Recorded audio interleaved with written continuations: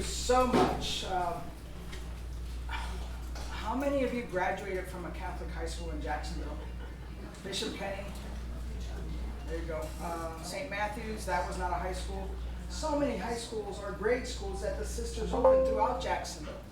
And so I stand here and I pray, remembering whose shoulders I'm standing on. I've taught in the last 40 years, but there's so many that have contributed to Catholic education and a lot of Catholic social issues throughout their lives. So it's an amazing honor. But before I go on, I've been praying here, praying that that God would speak through me somehow, because after all, we are sisters. Okay, and number one is God, is because we love God and because we sense God's love for us. So before I continue going, and I thought this was so appropriate, it was yesterday's gospel. If you go to daily mass, and this is what Jesus told his disciples, and it spoke to me. In praying, do not babble like the pagans. So please don't let me babble. I want to get short and to the point. I'm short already. We're good. Do not be like them. You know what the Father wants. Trust in God the Father. And when you pray, this is how you are to pray. And if you know it, join me. Our Father, who art in heaven, hallowed be thy name. Thy kingdom come, thy will be done, on earth as it is in heaven. Give us this day our daily bread, and forgive us our trespasses, as we forgive those who trespass against us. And lead us not into temptation, but deliver us from evil. For thine is the kingdom, the power, and the glory forever. Amen. Thank you so much. I calmed down just a little bit there. All right. So I started with this when I was asked. I wasn't exactly sure what history to go to, so I know I have too much, and I'll try not to babble. Okay? I promise. But I started with this because it's such a significant date, and to be asked to talk about the history of the sisters, this October 15th, we will celebrate 375 years since the first Sisters of St. Joseph made vows in Le Puy, France. So this year, October 15th, remember that date. In 1650, the first 6 women made vows to serve as Sisters of St. Joseph. And from that small, 6 women, ages 15 to 45. Anybody here 15? But you can imagine their enthusiasm, their love, their desire to serve. I know it from doing all that youth ministry I do. When my kids help me put on a retreat, they just take over. And they get life out of it. And they want to do more. Sister, when's the next one? And so I can see that in a 15-year-old back in, not that they had youth retreats, the world was a lot different. We're going to go over that. Okay, very different than youth retreats here in Florida. But just to just give you an idea of it is, and so that's my placeholder, because it's not only St. Augustine since 1866, but it's worldwide since 1650. And so, oops, okay. Oh, that's right, next one. So I just wanted to point out, maybe you'll catch a drift of what the Sisters of St. Joseph are about. And I didn't give all the list of books, but look at the titles of the books that have been written about them. Nuns Without Cloister. That gives you a hint as to how they started. Okay. The second one, Anything of Which a Woman is Capable, and that one comes in 2 volumes. 2 volumes. She had a lot to write about, because she actually goes over all the Sisters of St. Joseph throughout America and Canada. She actually has she has us included in her books too. And then these are about Florida. Beyond the Call, which is right here, Sister Thomas Joseph. Okay, and there's also a book, and she actually, and I'll talk about the letters. It's going to come back later in the slideshow. But I promise not to babble, so I'm going to skip around and do that. And then Teaching Black and White. This is the latest, and Barbara Matic talking about teaching and the Sisters of St. Joseph Ministries to black and white students. And then The Story of a Nun, Sister Jeannie Brown. I don't really know, I didn't read it. But and there's another book called Child Number 6. There's books all over. of a sister of St. Joseph or someone, but I think the first three, Beyond the Call, Nuns Without Cloister, and Anything of Which a Woman is Capable. I can make you guess their story now just on those titles. Correct? Yes. So where do we begin? Le Puy, France. It's somewhere here in this region. 1600s. You see the darker orange there? Right there. Okay. 1600s. What was France like then? Terrible. It wasn't a nation. It was a nation, actually. It was already France. It did exist. In 1600s, it did. But even before that, in the year 300s and earlier than that, that area was full of volcanoes and a lot of water. There, they say, and so we call Le Puy. Le Puy means needle. And one of the things you see in the landscape in Le Puy-en-Velay is needles that are made from volcanic ash. And on top of the needles, you have chapels and statues. And that's actually the landscape. That is where these 6 women walked every day and prayed every day and shared life every day. Okay? A better picture. Wow. So Mont Saint-Michel was built around the year 800, and I have a slide on this. Around the year 800. Can you imagine people climbing up there to build that thing? I pray for all of them as I climb it myself. I've been there, like I said. Okay? Then that's the cathedral. And by the way, that is a starting point for those of you who want to walk the St. James Compostela.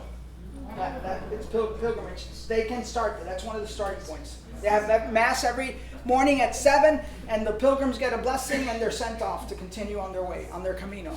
And then our mother house, our original kitchen, was actually back around here. Okay? And they saw that every day. And there was a Jesuit church, also, I think more towards this side. And there's another Puy with a St. Joseph, but I couldn't fit it all in. Okay? But that's why it's Le Puy-en-Velay. Needles from volcanic ashes. So in the years 300 or so, they believe that those needles, not the chapels, they were built later, okay, were there. Just to get an idea. In 1650, after the conclusion of the catastrophic wars of religion, it was not a pretty place to live in. Okay, it was not close to the ocean, no beach weather. Okay, there were a lot of religious wars, and actually I have from the first chapter, Nuns Without Cloister. That was written in French, but it was translated by Pat Burns over here. She had written it in French, his sister. She described Le Puy and the surrounding areas of the region of Valais were ravaged by the wars of religion. Anti-royalists and royalists, both Catholic, were in conflict with one another. Families of the local nobility slaughtered one another. They were growing up in that kind of environment. Okay? The soldiers were violent, they raped, they plundered the homes of local people. The land was devastated due to the destructive nature of war. Why did we come to Florida? There was experience there. There was a call. Okay? But they were seeing that. It was a place of immigration. So they saw a lot of poverty. These 6 women, okay, 15 to 45, 4 of which could not read or write. Okay, or 46, I believe I said. Jean-Pierre Médaille, born in 1610, a Jesuit, was in France too. Very brilliant, studied in France. Jesuit, that means he knew Ignatius of Loyola. His formation was Ignatius of Loyola, and if I put one title for each of the saints, I'm doing good. Finding God in all things. How do you find God in all this war, all this, what is God calling us to do? And so he would help people. That's what Jesuits do. They helped us see where God is in our present moment. And so he was guiding all these women, a lot of women, he would preach. And I don't have a picture of the church here where he would preach from, but it was impressive. I imagine him sitting, and he would not just preach at that church. He would go from town to town. So he started developing ways to help wherever he found people that he said, there's something more. They want to do more. And this is where the Nuns Without Cloister book comes in. Okay? In 1600s in France, before the 1600s, no religious sister, there were no convents that were not cloistered. If you wanted to found an order, by law, you were to be in the cloister. But these 6 and others, we know there were others, it didn't work out. that they wanted to do more. They loved God. They were going to the church. They were watching the preaching. They were doing retreats. But they wanted to help the poor that they saw in the street, the ones that were suffering. They felt that God was there too. And so he started giving them, he gave them certain things to read with. The first one he gave them is the maxims of the little design. And these are just little rules. Remember, they couldn't read before them, but the older two could teach them how to read, maxims to help them in their personal journey.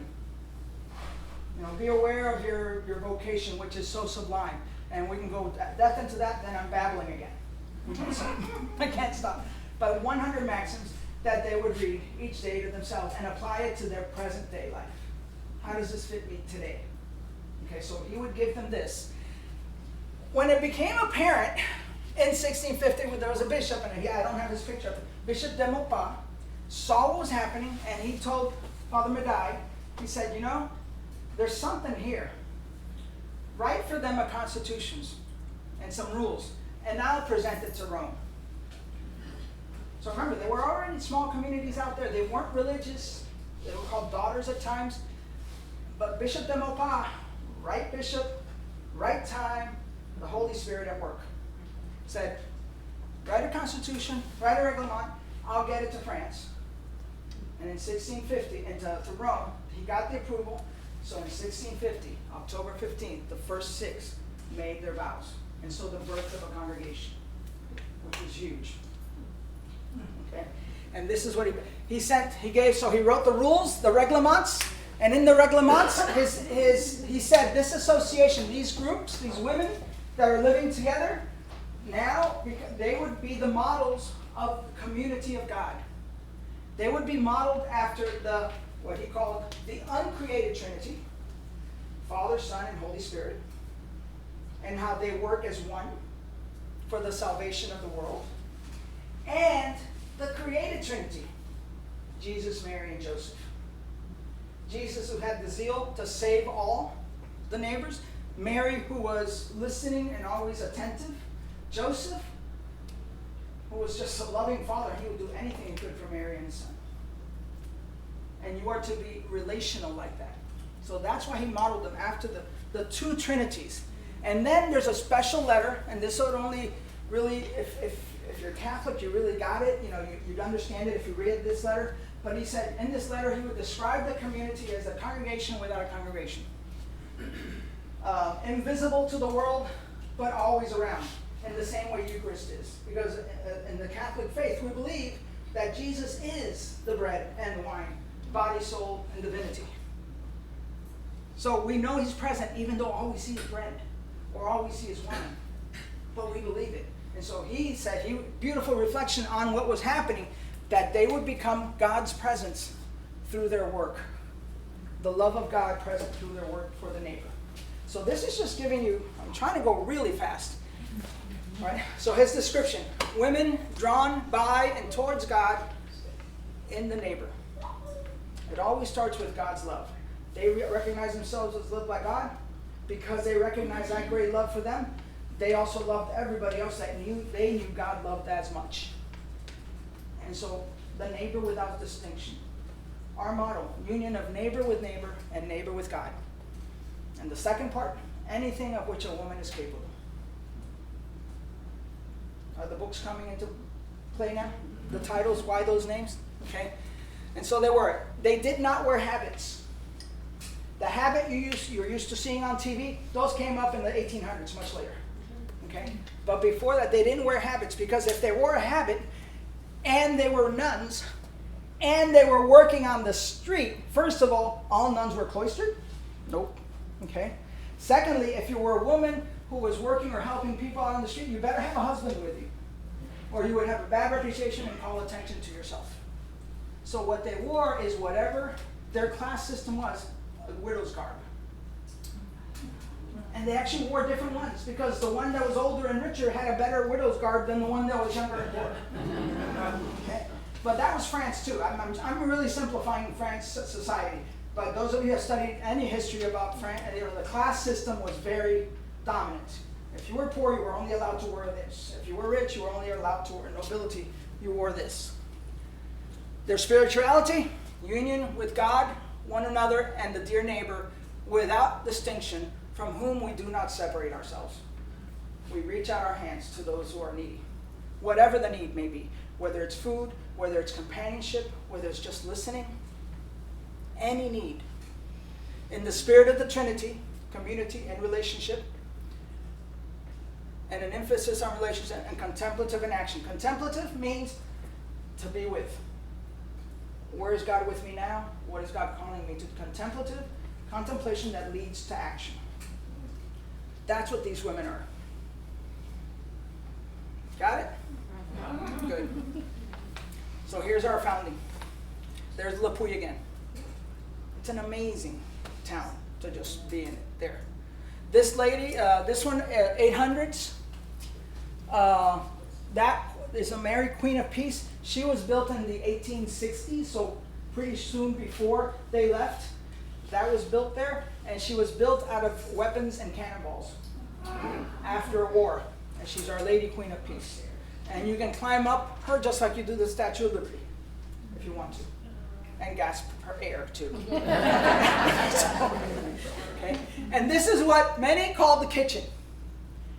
This is when they would write their journals or their letters, they would write about every night, every Sunday, and it was in his rules. Every Sunday, the sisters would gather in their home, their kitchen, and talk about how they saw God at work in their ministry in the town. And what is it that we're going to do next?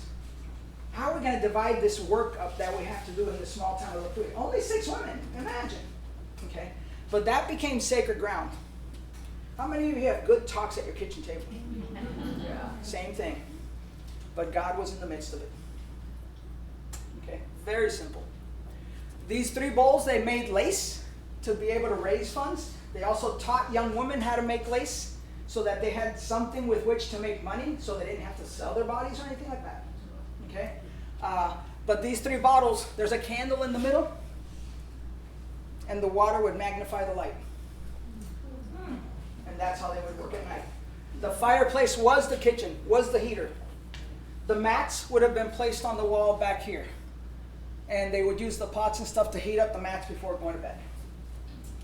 There was no running water. They had to go out somewhere and get it from the well or something. Okay, so just imagine 1650 where all this was happening. Yeah. At the kitchen table, divide the city and do whatever a woman is capable of doing. Now, as Isabel mentioned, I have been to France 3 times, and there's a Sister Simone who's like 90 years old and runs circles around in La Puy. Okay? And she says, look at this.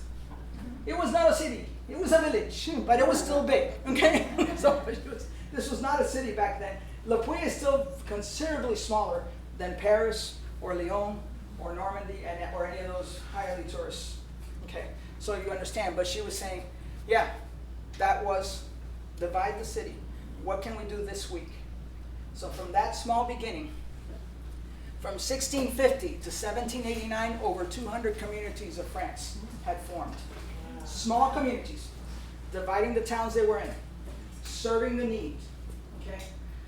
Over 200 communities. There wasn't a big mother house. There wasn't a general superior or a mother general. These communities lived off of the maxims, the reglements, and the constitutions. And that's what held them together. Now, if someone wanted to start a house somewhere, then they may send a more seasoned sister to go help. He actually had a woman that would be their spiritual director, who was not a sister and never became a sister, but she was much more spiritually advanced. And he knew she could do this with them. So she would actually be like a sounding board. You don't have to talk about others, right? Yeah. Okay. So that was very wise to do. What happened in 1789? I'm going to go ahead and close this because I feel like a boss. Okay. 1789, French Revolution. Robespierre, the Reign of Terror. One of the first things they did is houses of religion, religious houses were not allowed to exist. They had to dissolve. They had to leave. There had to be no sign of a convent. They had to leave. Many of them ran off to their families or to some other place. Maybe a couple of them lived together. 4 of them were guillotined. were guillotined. And there is evidence of that, and the grave sites can be found in France. Okay? Were guillotined during that time. It was 10 years or 12 years. But imagine, okay, what was happening there. Again, when you see these habits, you know, and our sisters, these are arts, but they were drawings. They were not wearing that habit, and the French military or whoever was doing that was not going to worry about them being dressed like that. Okay? They were taken, they were arrested. A lot of times when they were guillotined, it was because they were harboring a priest who had refused to pledge loyalty to the king. And so they were in hiding, so they couldn't be killed. That was happening. The church, the convent in Le Puy was confiscated by the soldiers. We know that the pews in the church had been used for firewood. It was totally destroyed. And so was every other house they were in. But that was only 12 years. 12 years for me and you was nothing, right? But back then, it's a long time to be under that kind of, okay? So that brings us to another part of history. Okay, 375 years, we're still here, okay? In 1805, remember, the French Revolution ended in 1799. This man was born in 1805. Anybody recognize his name? Varro. Bishop Varro. He's the one that wrote the letter to Le Puy to ask the sisters to come and teach in Florida. He grew up. He grew up after the French Revolution in a country where there was a lot of reconstruction and rebuilding. And guess what? Those women who were sisters, those 200 different communities, they didn't all start at once, but they slowly found their way to each other with their maxims. That's why we know they were there. With their reglements. And they started over again. And by that time, the church, the whole place was rebuilding. Bishops were asking them to open schools, to take care of the orphans, to do all the neighbor in need multiplied after war. This man went to school with the Sisters of St. Joseph of Le Puy during the years after the Revolution. And contemplation. How is God at work? His experience led him to think of the Sisters of St. Joseph because of the work they were doing in France. And so he wrote a letter. It's in our museum. I'm not sure if you have it downstairs or not, but it's in our museum. He wrote it in French. Sister, I ask you to send me 8 young, strong women to come and help teach the newly freed slaves. Without education, without religion, without baptism. And I want you to focus on them. That's what he invited. 60 women volunteered. But he only asked for 8. Because the place he had wasn't big enough. Okay? Wasn't big enough. He was dealing with the Civil War. Oh, another war. Imagine that. Okay? Sometimes in the hardest of times, God comes through in so many different ways that we're not aware of. But we see it happen. Okay? So he was experiencing again now. He was a child. He was born in 1805. Now he's in 1865 and he's seen this, and actually he was called a rebel bishop because he actually, some of his homilies was supporting the Confederacy. But he didn't realize what was happening to the slaves. So he had a change of heart when he said, I need you to come and help these people. Okay, which is amazing. Transformation in our lives. Isn't it amazing? Okay. And this is a copy of the letter in French. And you can see one of the most significant line, I have 500,000 to 600,000 blacks without education, without religion, without baptism, for which I wish to do something. 60 women. 60 women said they want to. Okay? And remember, at this time, he was the Bishop of Savannah. St. Augustine did not exist as a diocese yet. So he had Savannah and he's had all of Florida. He was the bishop of the whole South here. Okay? These are the 8 women that came. Okay?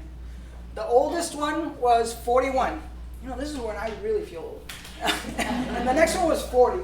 And then after that, it's like 22, 26, 36, 24, a 20-year-old. Okay? Isn't it amazing? Now the story goes, if you ever come down to St. Augustine to our museum, the actual O'Reilly house where they live is that the 5 young ones slept in the attic. And the 3 older ones probably slept on the 2nd floor, I hope. If not on the street, I'm just kidding. But yeah, you can't fit 8 beds in there. Yeah, so these are the 8 that came. And what's amazing, I'm going to go ahead and skip to the letters now. We wouldn't know a lot of this history now, bless you, if it wasn't for what we call the letters, which is what this book is based on. Okay? We came to know the letters. Any of you heard of Vatican II? Okay. All religious orders were asked to go back to their roots. So around that year, 1970, 68, 70, Sisters of St. Joseph from all over, because by the way, we weren't the first ones to come. There were Sisters of St. Joseph that went to St. Louis in 1836 to help teach deaf children. You know, so they're Sisters of St. Joseph who went to South America. So we weren't the first, but we came here too because we were called. We had a reputation already in France. But in 1970, our sisters from our congregation went, not me, I was still in grade school. Sisters from Philadelphia went, sisters from Boston went, sisters from California went, and we went to Le Puy. And in Le Puy, in the archives, we found all the letters that our sisters were writing them. They had saved every letter they got from our sisters in those early years. And that's how we learned about so much of the history. So if you're not writing letters home now, okay, how will your kids know? Okay? So it's just amazing because that just opened eyes. The O'Reilly house up until I don't know what year was a storage room. Until we realized the treasure that it was the first house that they stayed in and lived in. Okay? Tell me on time in case we have questions. Okay? This is the boat, and this is in the display that they actually traveled in from Le Puy, France. They left in 1802, and like I tell my kids, no, they left on August 2nd, 1866. So this is only a couple years old. And like I tell my kids, it was not Princess Cruise Lines, right? Okay.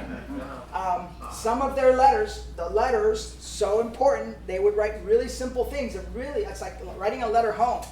And one Sister Sidoni, who was the? Sidoni wrote, some of us would prefer to die than have to take a ship back home. After being so sick. And yet some of them did go back, but they came back and forth, okay? But, you know, it's simple letters like that. They talked about how seasick they were, and others on the ship were too, and, you know, sometimes they were so seasick, all they could do was laugh and throw up. You know, like, that simple and that down to earth, okay? Okay? Does this have a little pointer? Okay. So from France all the way across, first to New York, then to Savannah or Charleston, I'm not sure which one. Savannah, and then from Savannah, Jacksonville, and then maybe Piccolata. And Piccolata is, if you've never been there, it's really close to Switzerland, Florida. Mandarin. It's a dock, Mandarin, it's somewhere in there. It's a dock right on the St. Johns River. And they actually landed there the first time, a month to get across that ocean, by the way. Okay, landed there the first time, then there was not enough room because they only had enough room for 4, but there were 8, so they had to go back on the boat and then come back the next day. Yeah, it was a long trip. I mean, I get tired just going to France now on a jet. It's still a long process, but just so you realize what they did. Okay, there's a picture of Piccolata landing of where. Okay, September 2nd, 1866. Is when they landed. Up here is what we call the O'Reilly house, which is actually the first place they lived in a Sisters of Mercy convent. They weren't there for long, but they lived for like 3 months with Sisters of Mercy who would teach them some English. And again, from the letters, we hear one sister saying, "Mother, I'm trying to teach these kids how to read and write with the same flashcards that I'm using to learn English on." Okay, so it's like, yeah, but those letters are just so, you know, they weren't writing a history or just staying in touch with home. Okay, but they give us so much history. And then one of the letters writes how, they couldn't teach black and whites together, so they had to teach somewhere else. So they did have another shed or something, but I thought it was neat because behind the O'Reilly house there was orange groves. So sometimes they gathered in the orange groves. Okay. And then we have the two in 1871 that came to Fernandina the first time. Sister Celine Gilbert. Look at their ages. She came in 1871. She actually had to leave 2 years later because she was ill. She went back to France. But in France, she kept saying, we need to bring more to the missions. And she brought 3 more sisters with her. And it didn't always stay at 8, by the way. These numbers are, like their second day, they had 5 new postulants join them. People kept joining, or the bishop would bring other women that were interested in continuing the work. But these are the first 2 that came to Fernandina, and we know that the house, and you'll get more of that's downstairs. I didn't want to be too repetitive, so I'm trying to, because I don't, and they may have a better display than this. But this is where, so from 1866, and I think I have dates here. Let me just get to the dates. This is St. Benedict's, opened in 1898. Okay. Okay. And I know that's, you see the 3 sisters. By the way, our sisters, you can tell it's a sister of St. Joseph when the habit is there. Now I don't have that. But they have the triangle. And the triangle that represents the Trinity. The 2 Trinities. So that's when I know, that's ours. Okay. So this was, and again, they had the school there, and this school was like 5 blocks away from CPS. But the white school was over there, and the black school was over here. Okay. In 1916, they got arrested for teaching blacks. There was a law passed in Florida that said white could not teach black. Okay. 3 of them were arrested. 2 were let go on their own recognition. And by the way, I'm looking at these folks here because Corinne is amazing as a curator and an archivist. And they're supportive of getting all this. So I'm looking, I'm checking. Did I say that right? Okay. So if you have questions, I might refer to them because she's done a lot more research than I just lived it. But then, okay. You have lived it. Okay. And I admit this. I was a young sister sitting on the porch of the mother house with Sister Brendan, and she told me how she cried the day they were arrested. And in my head, I'm doing math. 1916. How old is this woman? But and she said, and she would tell me that. And I was a young. I had just entered. I don't think I was a postulant. I think at that time. And she said, no. And the novice director said, "I'll get over it. They know what they're doing." So it didn't last long. 2 of them were let go. 1 didn't make her bail. She wanted to go to court, as I believe. She was being a protest. Okay. She wanted to make sure she was the principal. Yeah. Yeah. Yeah. So, and when it came to court, the judge, what am I do? They're teaching me. I mean, what do you So I believe he just said, that is not. It's a Catholic school. It's not a public school. So the rule doesn't apply. So, but it's sort of like that's it. But it got us a lot of publicity. Because they did walk them down St. George Street, arrested. So anyway. So that's 1916. I have it, okay, here's the map where all the beginning, all the new schools that were, these ladies, 8 of them, they didn't sit around. When I first started working at the museum, I said 8 of them stayed in this place. I don't think I could have made it that many years with 8 of us in this one little house. They didn't. In 1867, 2 had already opened missions in Mandarin. And they had opened missions in Savannah. And they had opened free schools. Many places they opened free schools for blacks and for whites. Okay. They also taught many private lessons in music. One of the letters that I wrote said, "Sister, if you have anybody that can teach piano, the Americans go for that." And so she, because that was their funds to help fund the school. The sisters weren't getting paid. How do you get books and stuff? They had their own printing press. They It was amazing what they did. Okay? So you look at all the missions they opened. Free school for blacks, orphanage for boys, third mission in Mandarin, fourth mission in Jacksonville, free schools for blacks. There is actually a museum in Mandarin that is the oldest one-room schoolhouse. That was a school opened by the sisters as a mission.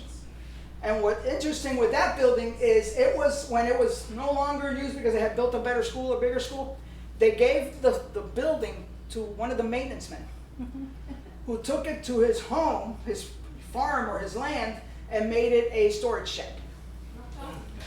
And then someone realized, wait a minute, that was a schoolhouse, or he knew, and so they got it back, and that's in Mandarin. They made it a beautiful new museum, which has some of our sisters, life-size sisters in cardboard with fake rulers. They do not move. Okay. St. Peter Claver, School for Blacks, Sixth Mission in Palatka. All of this, all through 1899. Everything always. And you have so many St. Joseph's Academy in Jacksonville because that's what you name a school. If your sister is St. Joseph, they had St. Joseph. I don't know how many St. Joseph's Academy have been in Jacksonville, but there's a whole list of them. Okay, in the history. It continues. 1891, Immaculate Conception, St. Joseph's Academy. Ninth Mission, Ybor City, closer to Tampa. So now they're expanding in the state. The state is growing. It's still one diocese.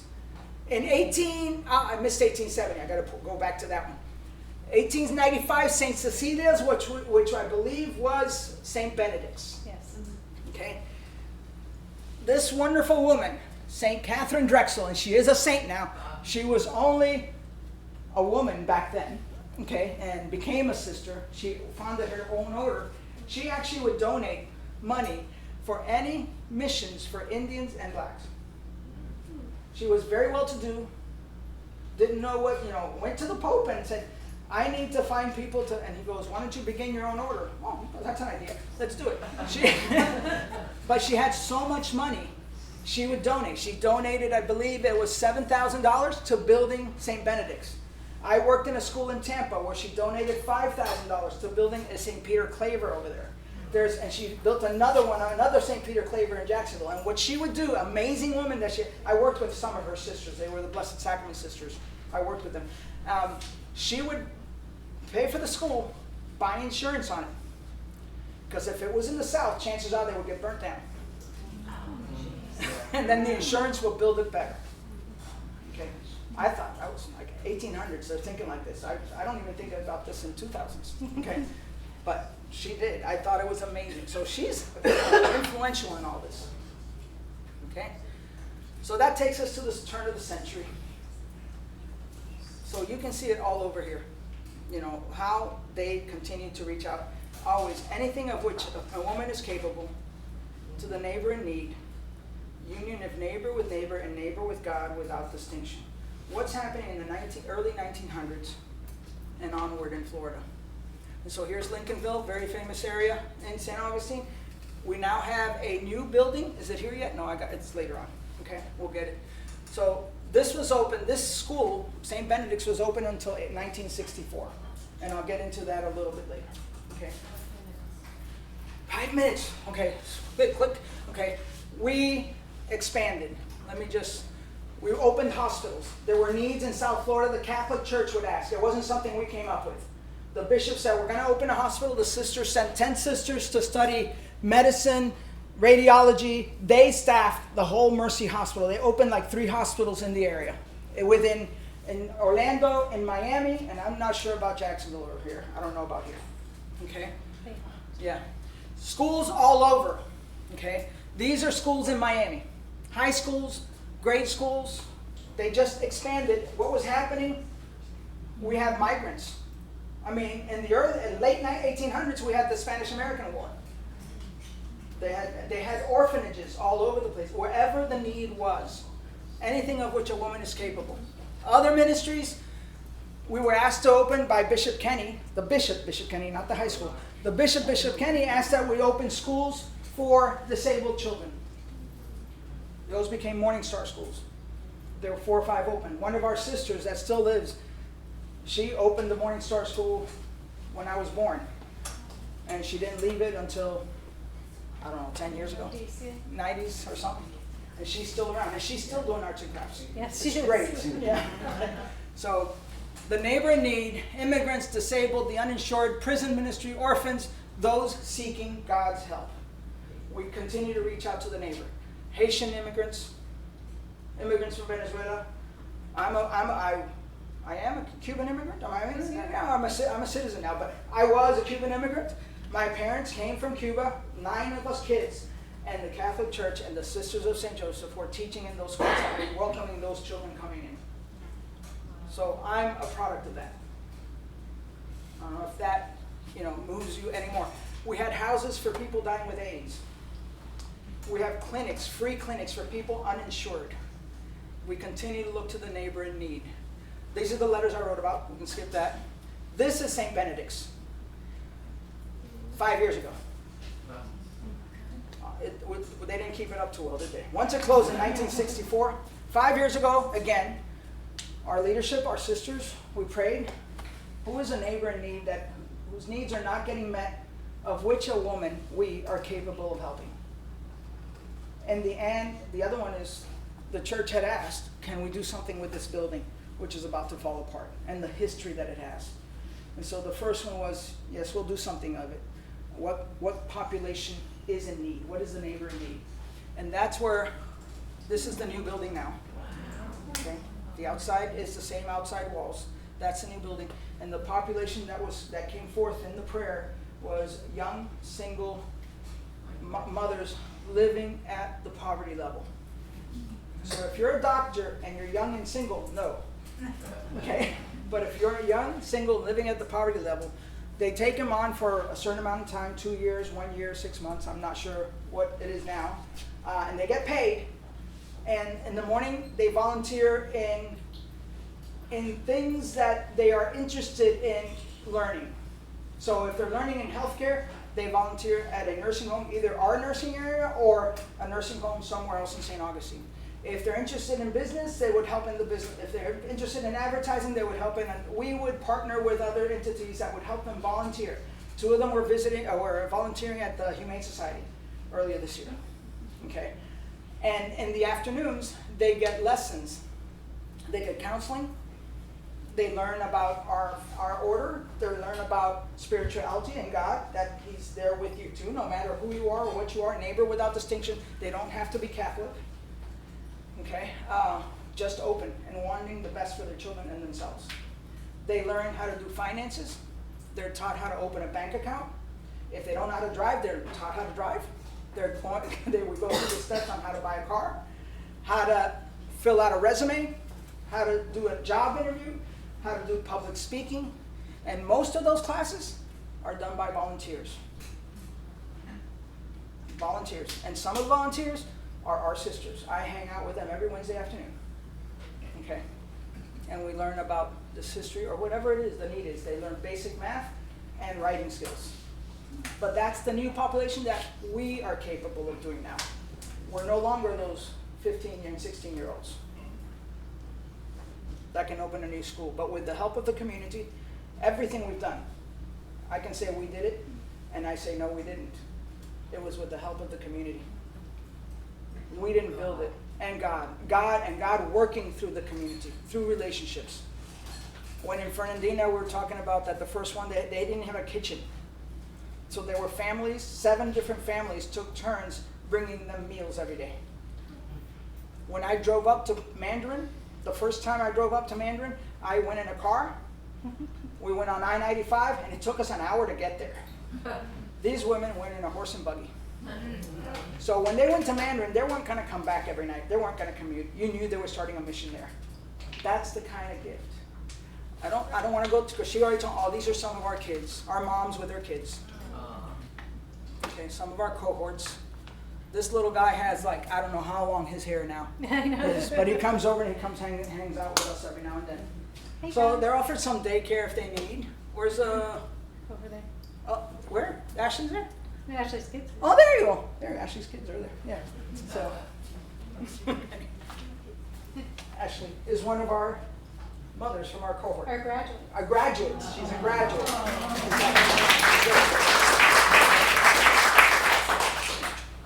And again, these are the 3 cohorts we've had. And there's the O'Reilly house. Finally, I got to it, okay? I wanted to make sure I didn't leave it out. From the letters, we know that this first floor was the classroom, so our wonderful curator recreated a classroom, okay? We know that they slept upstairs, okay? And she has displays of the lace that the sisters made. It's just an amazing thing. And they kept making, we still have sisters that come to the museum, and they're like 94 and 84 or something, and they will demonstrate how to make lace. Okay, in the museum. Thursday mornings, because remember, they're that old, they're not going to do it at night. So Mornings only. Mornings only for a couple hours, that's it. Okay, it is a skill. Look at those things now, ain't happening. All right, and so, thank you. If you have any questions.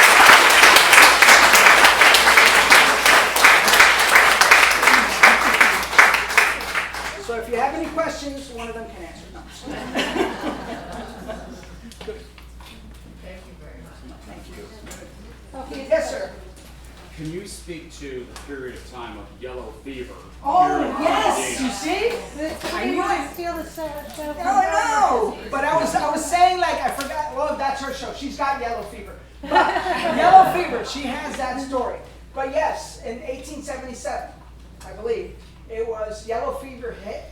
And Sister Marie-Céline Gilbert is the one that went home to France in 71, came back with 3 more, and she came right back to start caring for the people, the victims of yellow fever. The first 2 sisters, it was her and Sister Mary DeSales Kennedy. And then 3 more sisters came, but by the time the 3 more sisters came, the other 2 were already dying. We're dead. Okay, we're dying from yellow fever. But yes, they came in to help, to help with the epidemic. Yeah. And they're buried at Boscobel, right? They are buried at Boscobel, yes. And can you speak to whether I've heard, but I haven't read this definitively, that one of them was to be moved and the body was not corrupted? That's what I heard. And there was a smell of roses. And the smell of roses. I did hear that. And that's being investigated now. It's Can being you speak to this? investigated. The person who moved them said that. When they moved them, I don't know what year that was, where I was in life, and where they were in life, but yeah, that would be amazing. And if Is they your moved- order looking into this now, or is it I don't know. individual? Are we? I No, don't we think haven't. we're responsible for that. And It's not our on the cemetery. historic tour is the Barreau, if I'm saying. Yeah, the Barreau. House that obviously was named, didn't he acquire the house For the sisters, because he didn't like where they were living, the place with no kitchen or anything, so he actually bought or rented a house for them to have better That conditions. we almost lost. That we almost There lost. was a tree growing Wow. through it at one point. and That's just like St. Benedict, That's not the same first thing. time, Yeah, it's not the- we've had plenty of this. So I wanted to read just an excerpt from, I forgot, see I have all these things, so much planned, babbling. But this is from a letter in 1868, again, the letters. But I thought this was really cool. One of the sisters, not this part wasn't that cool, but one of the sisters had died. Sister Mary Joseph left us to go enjoy, we hope, the glory of the blessed. Later on, a day later, there was a dispute at the parish church about the question of decorating the catafalque of our poor sister, the funeral, preparing the funeral. The ladies of the city who are in charge of decorating the church were preparing to do it in their best manner. But Marie Papette, the head of the black women, opposed them about it. She said to those ladies, Sister Marie Joseph came for us, not for you. Ladies, so it is right for us to take charge of her funeral, and we are the ones who will walk first in the procession. The ladies had to give their way, whether they wished it or not. And so in that profession, the black ladies went first, then the white women, then the husbands, then, so I thought it was just a cool thing. And that was just a sister, this was Sister Mother Sidoni, is the Reverend Mother here, writing to Mother Leo Cady in France. And it's just like little journal letters, they're written in 2 or 3 days apart, and so that was her 26th entry, and we thought that was really cool. Yes? Did the sisters all come through St. Augustine? No. We came directly from La Puy. See, that this is where, now I'm getting long, and she told me I only have 5 minutes. I know I've done more than 5, okay? But after the French Revolution, that's where life really changed for the sisters. Remember I said there were like 200 different communities? After the French Revolution, they started regrouping. There were the new Napoleonic laws. And now every congregation had to have a mother house and a general superior. And so, you know, I also missed 1870 Savannah, when St. Augustine was established as a diocese. And so is it the Sisters of St. Augustine or the Sisters of Savannah? So it's the Sisters of St. Augustine, but then Savannah became its own congregation. Okay, because the bishop wanted his own. And so there was a new bishop in Savannah, Barreau came to St. Augustine, they split. The same sort of thing was happening in France. Le Puy, Mother Ana Grande, was able to get the house, the property back after the war, years later, and they refounded, we call it Renaissance, rebirth, because they didn't found it. It was the same community, it was the same papers, it was the same documents. And then on the other side, there was a Mother St. John, who also, a sister of St. Joseph, brought her papers with her, gathered with 2 or 3 sisters, but she was known by the Bishop of Lyon. And he asked her to go open a house there. And remember, at that time, the law was different. It wasn't just all these loose congregations. Now we had to, so if you go to the Mother House in Le Puy, their cornerstone is dated 1829. Even though it was founded in 1650. Because there wasn't a Mother House then. I don't know if that makes sense. So a lot of the ones that came to St. Louis, California, are from Lyon, because Lyon, compared to Le Puy, Lyon is a huge city. You go to Lyon, I don't know, have any of you been to Lyon, France? Yes. That is a big city, and Le Puy is small. But we're all sisters. Okay. Yes, ma'am. So, excuse me, when the sisters came to teach the formerly enslaved children, Right. where was their first teaching experience? In St. Augustine, In St. Augustine? at the O'Reilly House. Okay, and you may or may not know this, I don't know if any of them wrote about it in your letters home, but how did the people respond to them when they came to teach? And in the photograph that was on the screen with the children, Yeah. those children looked like they were pretty well off. I'm just wondering No, that was where a the hiccup. children were. That was a hiccup? No, the children at the school or the children in the orange grove? The children who were standing in front. In front with the priest and the That church. was in 1916. That was Yeah, 1960. that was in That was already 1960. later. Yeah. They were not well received when No. they first came. When they first came, they were not well received. Again, there was a lot of Protestants. There was a lot of back and forth on that And one. there was the KKK. And there was the KKK. Yeah. And oftentimes the students would say to the sisters, don't go out tonight, sister. There's going to be some bad things. You stay home. Like the community protected the sisters at all costs because they truly believed they were their sisters. So they really did protect them from all that. Through 1964, through the Civil Rights Act, they were Yeah. protecting the sisters. Yeah, and I do remember one of our sisters saying that the kids would tell her, that's Yeah. Sister Mary Josephine Marie. Yeah. She would say, oh, they would tell me, sister, don't go out tonight. You don't want to be there. Yeah, she was the last principal of Yeah. St. Benedict's. Yes. The nun who died, you know, you were reading about? Yeah. Where was that? You know, you see. That was St. Augustine? Yeah. No, okay, St. Augustine. Yeah. But they were, you know, there was the usual and there was, I mean, it was so many different. And again, it wasn't just, I've heard one sister was telling me when she taught the Indians.